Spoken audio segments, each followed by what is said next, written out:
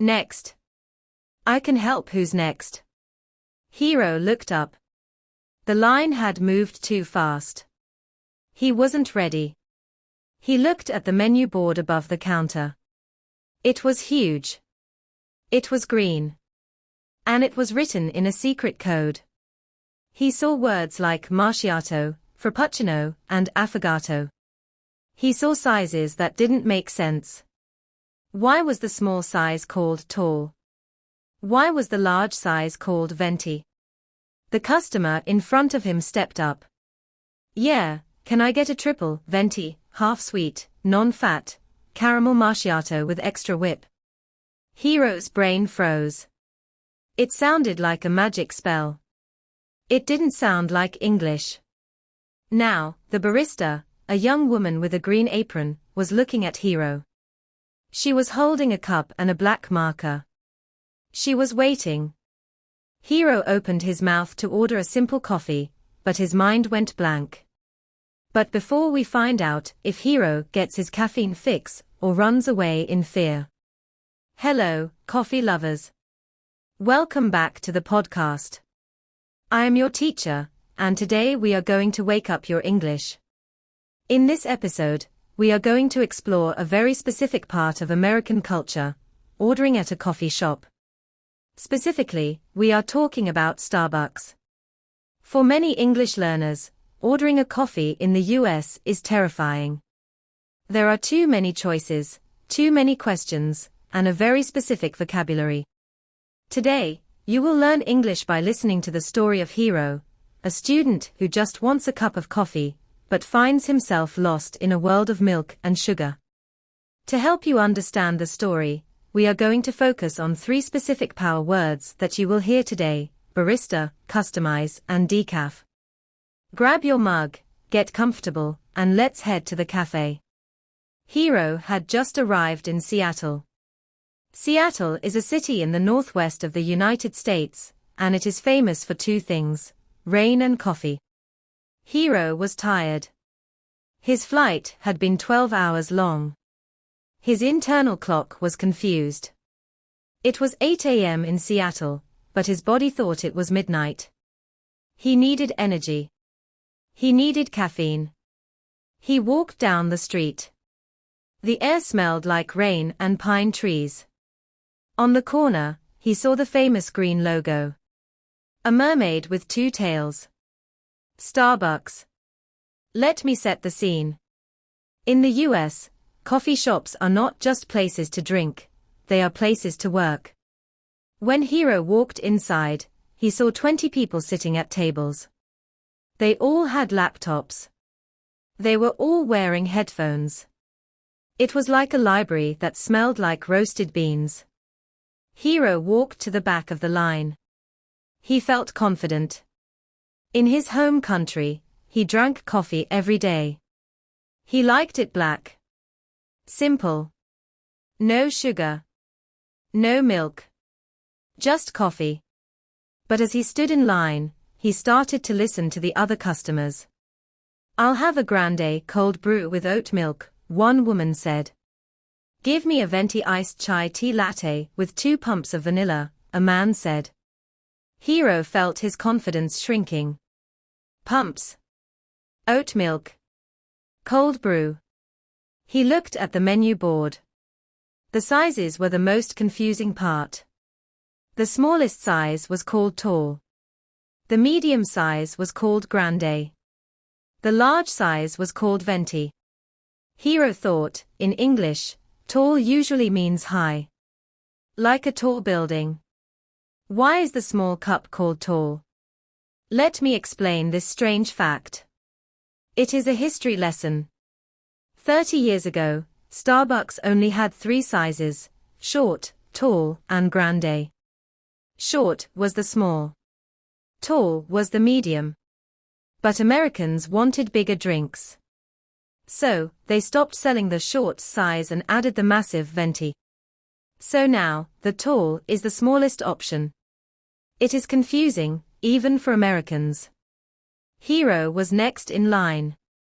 He stepped up to the counter. The employee behind the register was wearing the green apron. This person is called a barista. A barista is a professional coffee maker. It is an Italian word, but it is used everywhere in English now. The barista looked at Hiro. She was very energetic. Good morning.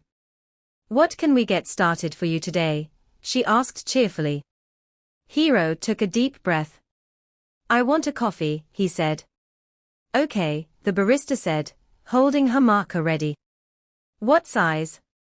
The medium, Hiro said. He forgot the Italian word. A grande, she asked. Yes. Grande. Okay, a grande Pike Place roast. Do you want room for cream? Hiro froze. Room for cream. What did that mean? Was she asking if he wanted a room to sleep in?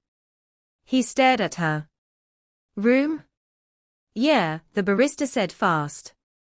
Do you want me to leave space at the top of the cup so you can add milk? Or do you want it filled to the rim? Hiro realized he was holding up the line. The people behind him were looking at their watches. No room, Hiro said quickly. Fill it up. Got it, she said. She wrote on the cup. Name. Hiro, he said. Hiro. Okay, Hiro. It'll be ready at the end of the bar. Hiro paid his money. It was almost $4 for a simple coffee. He walked to the end of the counter to wait. He felt relieved. He had survived. But while he waited, he watched the other barista making drinks. It looked like a science experiment. There were blenders making loud noises. There were bottles of syrup, vanilla, hazelnut, caramel, peppermint. Hiro realized that in America, people love to customize their drinks. To customize means to change something to fit your specific needs or wants. At Starbucks, you don't just order off the menu. You change the milk. You change the sugar. You change the temperature. You build your own drink. Suddenly, a woman next to Hiro started shouting. She was holding a cup with white foam on top. Excuse me, she yelled at the barista. I asked for decaf. I cannot drink caffeine.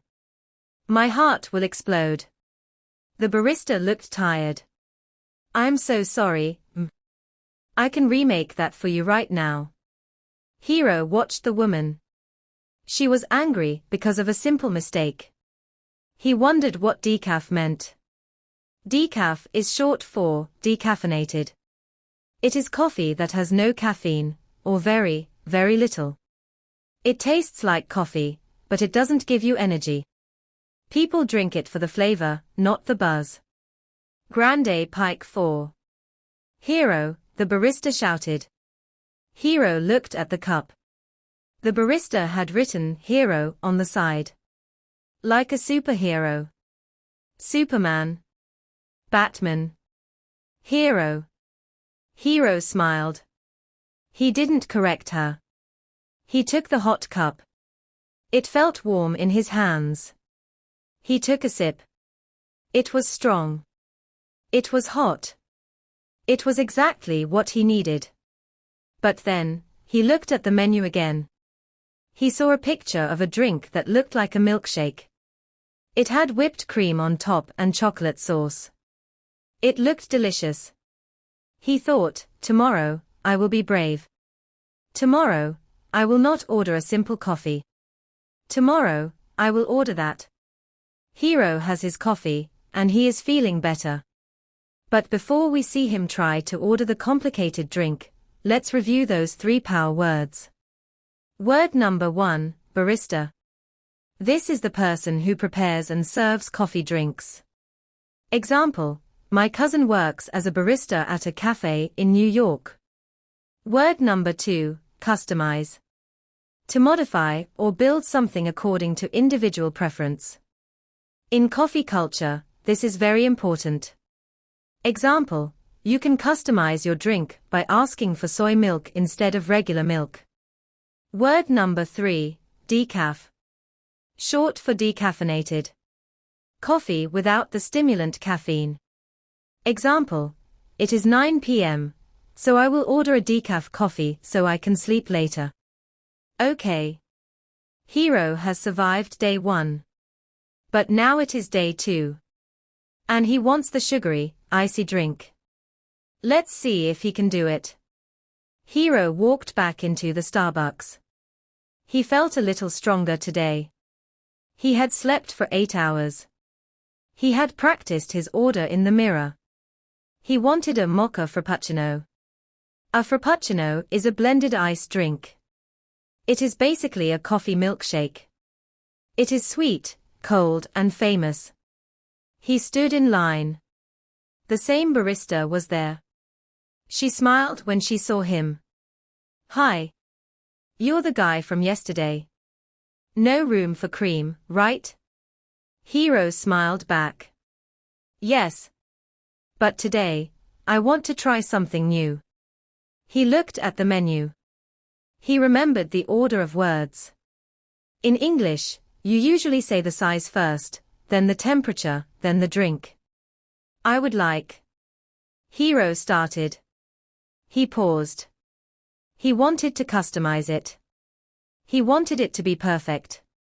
I would like a grande. Iced. Mocha frappuccino, Hiro said clearly. The barista nodded. She wrote on the cup. And, Hiro added, feeling brave. Can I have extra whip? Whip is short for whipped cream. It is the white, fluffy, sugary cream they put on top of desserts. The barista smiled. You want extra whip? You got it. Anything else? Hiro thought about it. He wanted one more thing. He wanted to sound like a local. And make it to go, please. It's always to go unless you say for here, the barista laughed kindly. That will be $5.45. Hiro paid. He stepped aside. He felt a rush of adrenaline. He had done it. He had ordered a complex drink with modifications. He had used the vocabulary. A minute later, his name was called. Grande mocha frappuccino for Hiro. He picked up the cup. It was heavy. It was cold. It had a mountain of white whipped cream on top, with chocolate syrup drizzled over it. It looked beautiful. He took a sip through the green straw. It was sweet, icy, and tasted like chocolate coffee heaven. He walked out onto the streets of Seattle. It was still raining, but Hiro didn't care. He held his frappuccino like a trophy. He realized that language is not just about grammar books. Language is about getting what you want. It is about the small victory of ordering a drink and getting exactly what you imagined. He looked at the cup. This time, the barista had spelled his name correctly, Hiro. Hiro learned that the secret to Starbucks is confidence. It doesn't matter if you make a mistake. It doesn't matter if you don't know what Venti means. The baristas are there to help you. The moral of the story is this: don't be afraid to ask for what you want, even if you want extra whipped cream. Now, I have a delicious question for you. What is your favorite coffee order? Do you like it black and simple, or do you like it sweet and complicated? Tell me your order in the comments below. I want to try it. If you want to feel confident in every situation, from the boardroom to the coffee shop, click subscribe and listen to the next episode. We are going to explore going to the pharmacy, essential vocabulary for when you are feeling sick. Thank you for listening. Enjoy your decaf, or your double shot espresso, and I'll see you in the next story.